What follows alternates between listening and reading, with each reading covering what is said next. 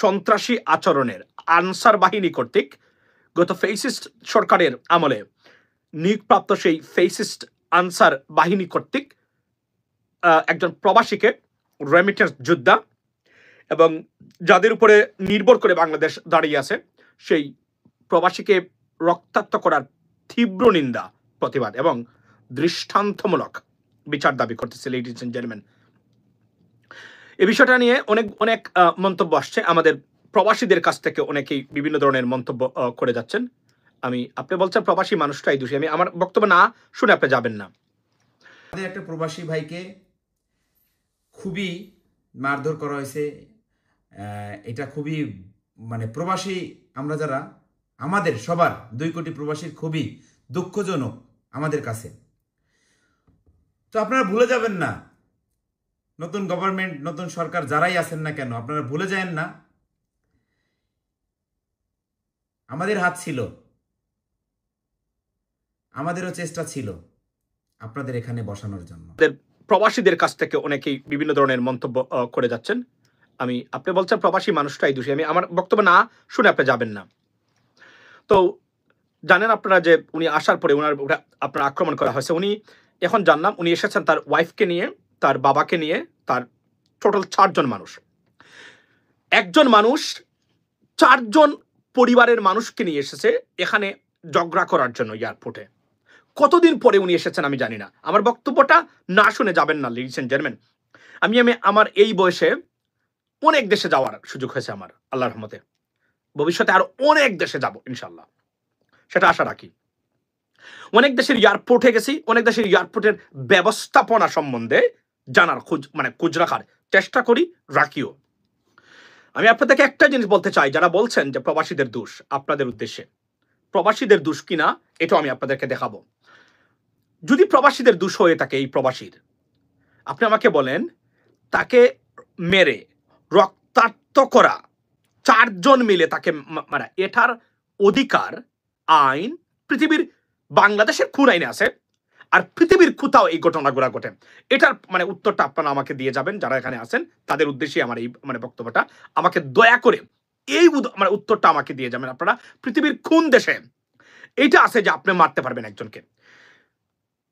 কি করতে পারতেন উনি? সেটা হলো, যদি দেখেন যে উনি এমন আচরণ করেছেন অসম্ভব এবং সিকিউরিটি থ্রেট, উনাকে রিস্ট্রেন করা যেতে পারে। এজন্যই বিমানবন্দরে সবসময় বিশেষ বাহিনীর উপস্থিতি থাকে, পুলিশের উপস্থিতি থাকে। আপনি তাকে রিস্ট্রেন করতে পারতেন, ওয়ার্স্ট সিনারিও তাকে আপনি গ্রেফতার করতে পারতেন, কিন্তু তাকে আঘাত করে রক্তাক্ত করার অধিকার পৃথিবীর কোন দেশের আইনে নাই এবং কোথাও এটা অ্যালাউ হবে না এই পৃথিবীতে।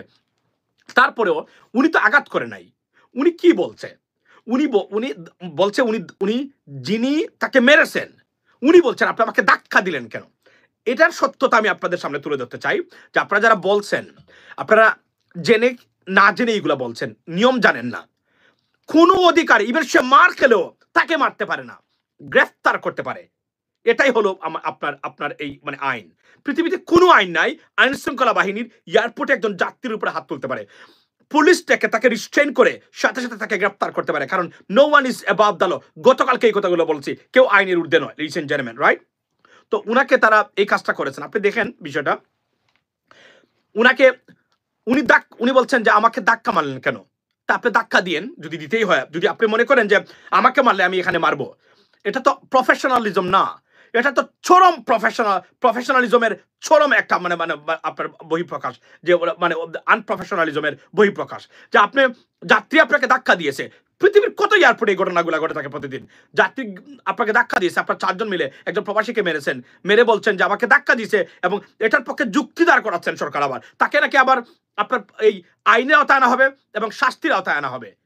শাস্তির আওতায় তাকে আনানো, তাকে গ্রেফতার করা যেতে পারে, কিন্তু তাকে যে আহত করা হয়েছে মেরে, তার আগে বিমানবন্দরের কর্তৃপক্ষ এবং এই লোক যারা আছে তারা শাস্তির আওতায় আনা উচিত এবং তারাই শাস্তির আওতায় আসা উচিত বলে মনে করি না।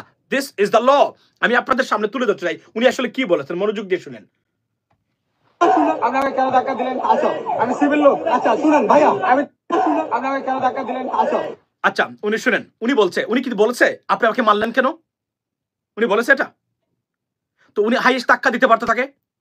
বলেন, আপনাদের যুক্তি দেখান ভাই, আমি আপনাদের যুক্তি দেখাতে অবাক হয়ে যাই। মানে কিসের যুক্তি দেখান আপনারা? আমি আই হ্যাভ নো আইডিয়া।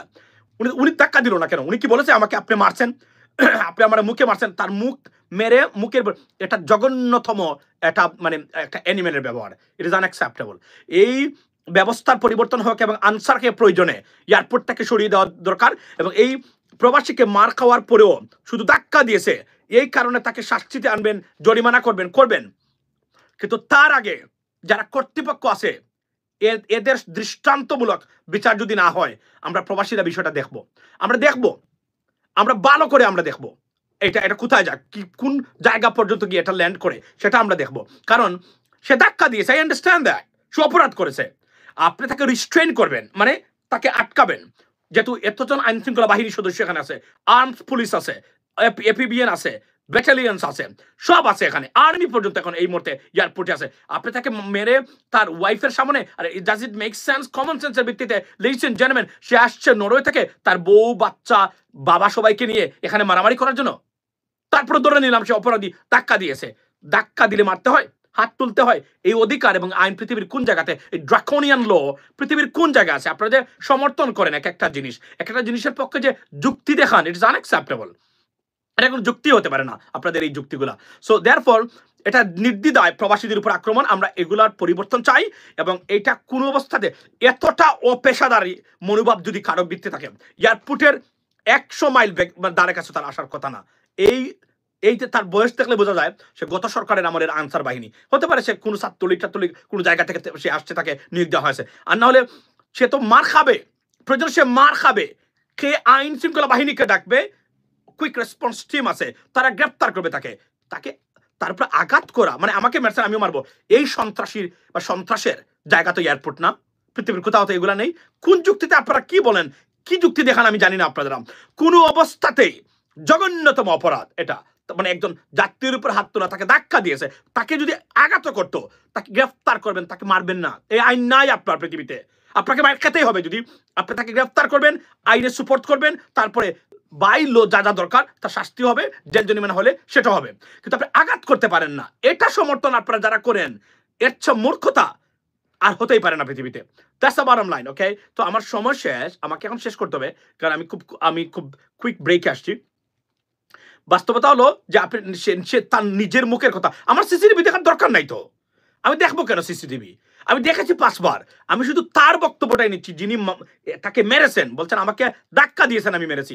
ধাক্কা দিয়েছেন, আপনি ধাক্কা দিলেন না, এক ব্যাস যদি দিতেই হয়। আপনি তার মুখের উপরে আঘাত করছে, আপনার কি দেখা যায় আপনি কোনোভাবে আহত, কোনোভাবে কেউ মেরেছে, একটা কিছু তার মানে শরীরের উপরে লেগেছে? এগুলা কখনোই সমর্থন করবেন না, এগুলা আইন বিরোধী কাজ সমর্থন কখনোই করবেন না। এটা অনুরোধ করে গেলাম আমি আপনাদের সবার কাছে। ভালো থাকবেন, অন্য সময় মনে রাখবেন সেটা কাজ করেছে জঘন্যতম অপরাধ, তাকে সাসপেন্ড করে আইনের আওতায়, অনতি বিলম্বে আইনের আওতায়, he assaulted someone. It's an attempt of murder. Yes, definitely it's an attempt to murder. Definitely. এটার কোনো ধরনের আপনার এটার কোনো যুক্তি নাই। এবং এই ধরনের মানুষ সংস্থা এয়ারপোর্টে থাকতে পারে কিনা, এটাই এখন মানে আমি মনে করি this should suppose to be talked about it, because এই আনসার বাহিনী একটা ক্যান্সারের মতো সৃষ্টি হয়েছে বাংলাদেশে। এদের কোনো কাজ নাই, এয়ারপোর্টে অতিরিক্ত টাকা নিয়ে মানুষকে এয়ারপোর্টের ভিতরে লাউঞ্জে আপনার কনকর্সলে ঢুকিয়ে দেওয়া, এটাই মূল কাজটা হচ্ছে। এদের কোনো যুক্তিকতা নাই আনসার বাহিনী বাংলাদেশে এবার এক্সিস্ট করার এই মুহূর্তে আমি মনে করি। সুতরাং এটাকে তদন্ত কমিশন গঠন করে বিচারে আওতায় আনা উচিত বলে আমি মনে করি। আর যদি প্রবাসীদেরকে অন্য আপনার শুধু এই প্রবাসীকে হয়রানি করেন, আমরা খোঁজ রাখবো, আমরা জানার চেষ্টা করব, ভবিষ্যতে এটার বিরুদ্ধে ব্যবস্থা নেওয়া হবে। সমন্বয়ক একটা ল্যাংটা করে পিটাবো আমি যদি দেশে যাইতে পারি। শোনো, দেশে এই মুহূর্তে যে কোনো একটা সরকার দরকার, সেটা আওয়ামী লীগ হোক, বিএনপি হোক, কিংবা জামাত ইসলাম হোক, যে কোনো একটা সরকার দরকার। এটা আমার কথা না, এটা আমাদের প্রবাসীদের কথা। যে কোনো একটা সরকার দরকার। কারণ হচ্ছে কি, দেখেন, গাধা দিয়ে তো হাল চাষ করা যায় না। গাধা দিয়ে যদি হাল চাষ করা যেত, আজকে আমাদের দেশের অবস্থা এটা হইতো না। তো তোমরা যারা সমন্বয়ক আছো, তোমরা এখনো সাবধান হয়ে যাও। আর আমি জানি তোমাদের অলরেডি ভিসা, টিকিট সবকিছু রেডি, কিন্তু দোয়া করো যেন আমি দেশে না আসি। এর ভিতরে যদি আমি দেশে আসতে পারি, তাহলে আমি বললাম না হাতিঝিলের পানিতে নিয়ে একটা একটা করে ল্যাংটা করে পিটাবো। তোমরা আমেরিকা থেকে একটা মুরব্বীকে নিয়ে আইসা উল্টো ফিলে তারা এখন বিপদে ফেলায় রাখছো, দেশে একটা অরাজকতা সৃষ্টি করে রাখছো। তোমরা ইচ্ছা মতন যে জায়গা থেকে পারো সেই জায়গা থেকে টাকা কামাইতেছো। যারা পা হারাইছে, হাত হারাইছে, যে সন্তান হারাইছে, কই তাদের খোঁজ নিচ্ছ? কয়দিন আগে দেখলাম একজনের দায়িত্ব নিছে, শালার পোশালা দায়িত্ব নিছস কি ফেলানি না কার দায়িত্ব নিস, ভালো কথা। হাজার হাজার মানুষ হাত পা হারাইছে, তাদের দায়িত্ব তো নিস নাই। আমারে ফোন দিয়ে কান্নাকাটি করে, আমার কাছে হাজারো মেসেজ আছে যে স্যার আমারে সরকারি চিকিৎসাটা পর্যন্ত দেয় নাই। তা তোদের সমন্বয়কদের খালি দেশে আসি, যদি ল্যাংটা করে না পিটেছি সমন্বয়ক তোদের। আমার প্রবাসী ভাইয়ের বিচার 24 ঘন্টার ভিতরে না 48 ঘন্টার ভিতরে যদি বিচার না হয়, তোরা সমন্বয়ক, আমরা রেমিটেন্স পাঠানো বন্ধ করে দিব দিব দিব। আর ভাবিস না এটা আমার কথা, এটা 2 কোটি প্রবাসীর কথা। প্রবাসীরা আমার কথা শুনে। আমি একজন প্রবাসী, আমি প্রবাস থাকি, আমার পরিবার রেখে আমরা প্রবাসে থাকি, পরিবারের মায়া ত্যাগ করে আমরা প্রবাসে থাকি দেশের জন্য, পরিবারের জন্য। সেই আমরা যখন দেশে যাব, আমাদের সম্মান না করে আমরা যদি ভুলও করি এয়ারপোর্টে গিয়ে, আমাদের জন্য আইন আছে, আমাদের গায়ে কিভাবে হাত দেয়। একজন প্রবাসীর গায়ে হাত হয় নাই, এটা 2 কোটি প্রবাসীর গায়ে হাত দেওয়া হয়েছে। আমরা আর সেই আগের মতো নাই যে আমাদের পরে একটা কিছু করবো আর আমরা চুপ করে বসে থাকবো। আমরা টের পেয়ে গেছি যে আমাদের টাকায় দেশ চলে, আমরা প্রবাসী, আমাদের রেমিটেন্সে দেশ চলে। শোন সমন্বয়করা, এখনো সময় আছে, বিচার 48 ঘন্টার ভিতর করবি, নাইলে আমরা রেমিটেন্স পাঠানো বন্ধ করব। আর সেটার জন্য যা করতে হয় তাই করব। যাদের কাছে যতগুলো আমাদের ভাইরা আছে প্রবাসী, সবার কাছে হাত জোর করে বলবো, আমরা 48 ঘন্টা অপেক্ষা করবো। 48 ঘন্টার ভিতরে সুষ্ঠু বিচার, যে বিচারে আমরা প্রবাসীরা যাতে খুশি হই। এবং আমরা যাব এয়ারপোর্ট থেকে আমাদের সেলুট দিয়ে, যারা আমরা রেমিটেন্স যোদ্ধা তাদের সেলুট দিয়ে, প্রবাস থেকে যখন যারা যাবে সম্মান দিয়ে তোরা পার করবি এয়ারপোর্ট। আর আপনাদের এনুস সাহেব, আপনি একজন সিনিয়র মানুষ, আপনাকে আমি বলতেছি, যেহেতু আপনার এখন সর্বোচ্চ ক্ষমতা আপনার হাতে। দেখেন, আমরা প্রবাসে থাকি, এই প্রবাসে আমরা কষ্ট করে আমরা দিন যাপন করি, না খেয়ে থাকলেও বলি ফ্যামিলিরে খাইছি, মাস শেষে পুরো টাকাটা আমরা দেশে পাঠাই দিই। তো তাই আপনি একটা ব্যবস্থা আমাদের জন্য নিন। যেমন আমরা 15 বছর 20 বছর পরে আমরা যারা দেশে ফিরি, আমাদের জন্য একটা বেতন ভাতা, একটা হচ্ছে ধরেন ভাতা ব্যবস্থা করে দেওয়া হোক, যে রিটায়ারমেন্ট, প্রবাস রিটায়ারমেন্ট, এরকম একটা ব্যবস্থা করে দেওয়া হোক। কারণ দেখেন, যারা প্রবাসে থাকে, যারা যা ইনকাম করে সব ইনকামটাই দেশে পাঠায়, দিন শেষে সে যখন বৃদ্ধ হয়ে বাড়ি ফিরে তার কিছুই থাকে না করার, সে দাঁড়ে দাঁড়ে ঠেলাগুতো খায় বেশিরভাগ মানুষ। কারণ কি, আমরা যা কামাই করি, আমরা ফ্যামিলি, আমরা বাঙালি, তো যা কামাই করি পরিবারকে এত ভালোবাসি, পরিবারকে দিয়ে দিই। তো ওই টাকা তারা ভালো চলে, ভালো মন্দ খেয়ে চলে। আর বিশেষ করে দিন শেষে প্রবাসীরাই মানে বঞ্চিত হয় সব কিছু থেকে। তো আমার কথায় কেউ রাগ করবেন না। তো দেখেন, আপনারা যারা ক্ষমতায় আছেন, আপনাদের কাছে রিকোয়েস্ট করব যে আমার এই প্রবাসী ভাইয়ের সুষ্ঠু বিচারটা আপনারা করবেন, এটা আমার রিকোয়েস্ট। আর এই রিকোয়েস্ট যদি আপনারা না মানেন, এটা হুমকি হিসেবে নিতে পারেন। যদি আপনারা এই বিচারটা না করেন, আমরা রেমিটেন্স পাঠানো বন্ধ করে দিব। এবং আমরাও শুরু করব যে আপনারা কিভাবে সুস্থভাবে থাকেন। আমরা চাই দেশটা সুন্দরভাবে চলুক, আমাদের পরিবার সুন্দরভাবে চলুক, আমাদের মা বাবা, আমাদের ভাই বোন, আমাদের ফ্যামিলি সবাই সুন্দরভাবে চলুক, আমরা এটা চাই। তো আপনারা যদি আমাদের সুস্থ না থাকতে দেন, তাহলে আমরাও আপনাদের সুস্থ থাকতে দেব না ইনশাআল্লাহ। ভালো থাকবেন, সুস্থ থাকবেন, কেউ আমার বেয়াদবি নেবেন না। এখানে যারা ভিডিও দেখবেন, দেখেন আমরা প্রবাসী থাকি, প্রবাসে আমরা একজন প্রবাসী হয়ে আরেকটা প্রবাসী ভাইয়ের বিচার চাচ্ছি এখানে। আমার প্রবাসী ভাইয়ের প্রতি অন্যায় হয়েছে। তো সবাই ভালো থাকবেন, সুস্থ থাকবেন। আসসালামু আলাইকুম।